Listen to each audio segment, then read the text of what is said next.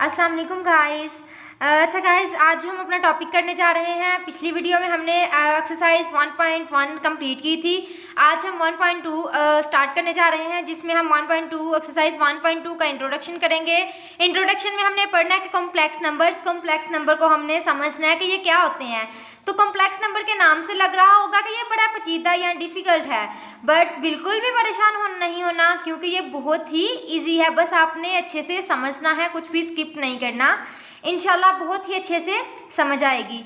आज इंट्रोडक्शन की क्लास है। एक चीज़ और मैं कहना चाहती हूँ कि आपने ये कॉम्प्लेक्स नंबर्स को समझने से पहले नेचुरल नंबर से स्टार्ट लेना है। मतलब कि आपको रियल नंबर अच्छी तरह से समझना पड़ेगा, आपको रियल नंबर का आना चाहिए।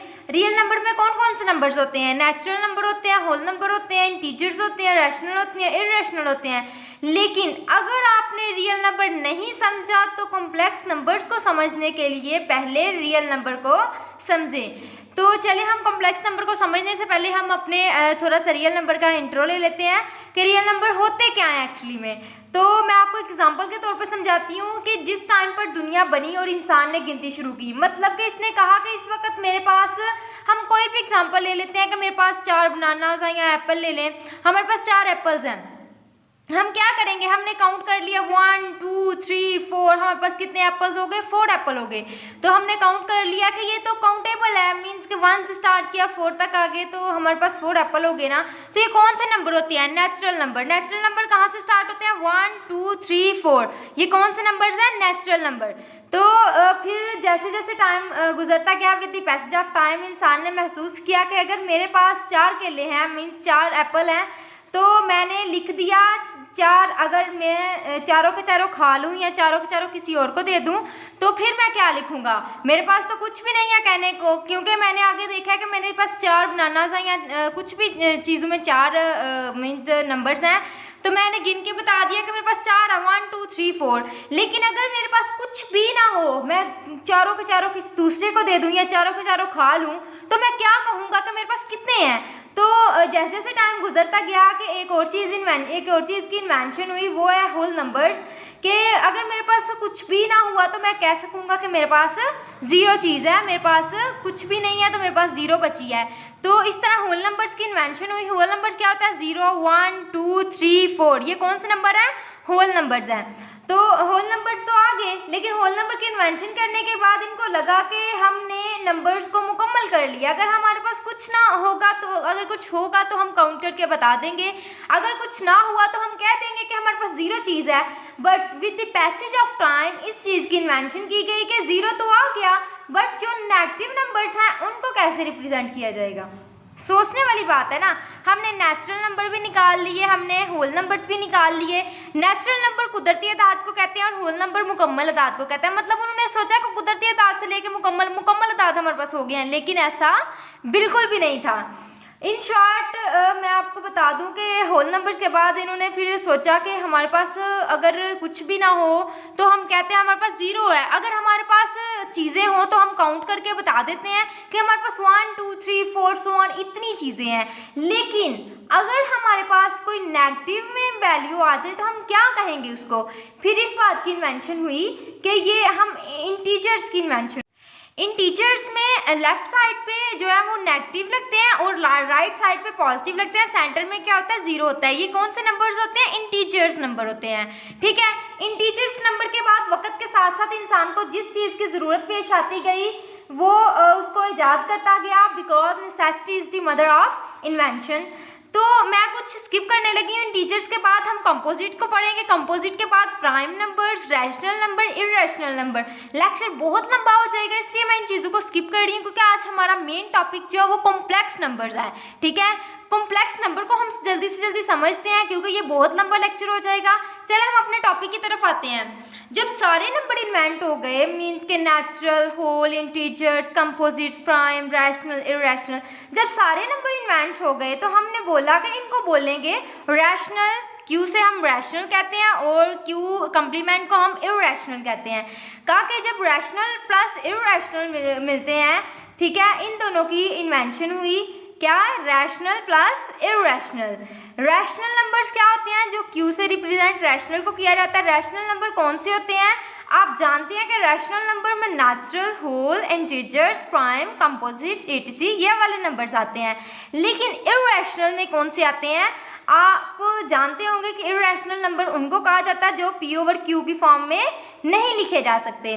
लेकिन फिर क्या हुआ, फिर हमारे पास रैशनल पर इर्रेशनल जब मिलते हैं तो कौन से नंबर्स बनते हैं? रियल नंबर्स बनते हैं। कौन से बनते हैं? रियल नंबर्स बनते हैं। एग्जाम्पल के तौर पर हम आप रियल नंबर्स में अंडर रूट वाली वैल्यू भी लिख सकते हैं, फ्रैक्शन वाली भी लिख सकते हैं, नेगेटिव भी लिख सकते हैं, पॉजिटिव भी लिख सकते हैं और जीरो भी लिख सकते हैं। बट अंडर रूट में जैसे कि अब अंडर रूट -2 मैंने लिखा हुआ है, अगर ऐसी वैल्यू आपके पास आ जाए, अगर ऐसी वैल्यू आपके पास आ जाए तो आप तो सोच में पड़ जाएंगे कि ये हम कैसे सॉल्व करें। अभी तक तो जो हमने इन्वेंट किया, जो हमारी इन्वेंशन हुई है, वो तो रियल नंबर्स तक है ना। रियल नंबर्स में तो हमने ये बिल्कुल भी नहीं पढ़ा कि अंडर रूट के अंदर -2 आया है। तो अब आप क्या करेंगे? अब आपने सोचना है कि अब तो इस चीज़ की इन्वेंशन होनी चाहिए कि जिससे हम अंडर रूट के अंदर -2 सॉल्व कर सकते हैं, नेगेटिव वैल्यू को सॉल्व कर सकें। तो हमने क्या करना है, आपने पढ़ा होगा क्लास 10 में क्वाड्रेटिक इक्वेशंस पढ़ी होंगी, ठीक है। क्वाड्रेटिक इक्वेशंस में आपने पढ़ा होगा, आपको कोई ऐसी इक्वेशन दी गई होगी जिसमें से आपने x की वैल्यू को निकाल के क्वेश्चन में सॉल्व करके right hand side left hand side को इक्वल ले आना होता है, ठीक है। तो हम एक इक्वेशन लेते हैं x² + 1 = 0। तो अब हम क्या करेंगे, x² इधर रहने देंगे, +1 को दूसरी साइड पे लेके जाएंगे तो -1 हो गया। अब मैंने आपको पता होगा कि जब भी कोई वैल्यू स्क्वायर में होती है तो स्क्वायर पॉजिटिव होता है, चाहे वो नेगेटिव हो या पॉजिटिव हो, वो हमेशा पॉजिटिव वैल्यू बन जाती है। चाहे माइनस वाली वैल्यू हो, जब ऊपर स्क्वायर हो तो वो क्या हो जाती है? पॉजिटिव हो जाती है। लेकिन यहाँ तो -1 है, इसके ऊपर तो स्क्वायर है, यहाँ तो -1 है, ये तो कोई और ही मेथड आ गया ना। अब हम सेकंड स्टेप क्या करते हैं, हमने इसके ऊपर अंडर रूट ले लेना है। इसके ऊपर अंडर रूट लिया, फिर हमने साथ इसके ऊपर भी अंडर रूट ले लिया -1 के ऊपर। तो हम क्या करेंगे, अंडर रूट स्क्वायर से कैंसिल हो जाएगा और इसके ऊपर तो कोई स्क्वायर नहीं है इसलिए कैंसिल नहीं होगा। इसके ऊपर से स्क्वायर कैंसिल हुआ तो हमारे पास क्या बचा? x बचा, ठीक है। x बचा हमारे पास, इज इक्वल के आगे क्या रह गया? x = ±1। तो आप सोच रहे होंगे ये कौन सी वैल्यू है, ये तो हमारे पास नेगेटिव वैल्यू आ गई। हमने रियल नंबर्स तक तो हमने कोई भी अंडर रूट के अंदर नेगेटिव वैल्यू को पढ़ा नहीं है, ना समझा है। तो चले अब हम अपने एक ऐसे टॉपिक की तरफ आते हैं जो आपके लिए नया है बट इंटरेस्टिंग है।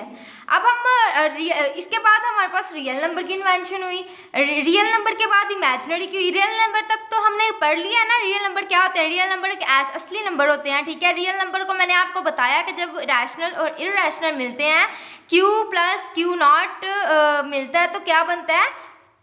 Real numbers. क्या बनते हैं? Real number.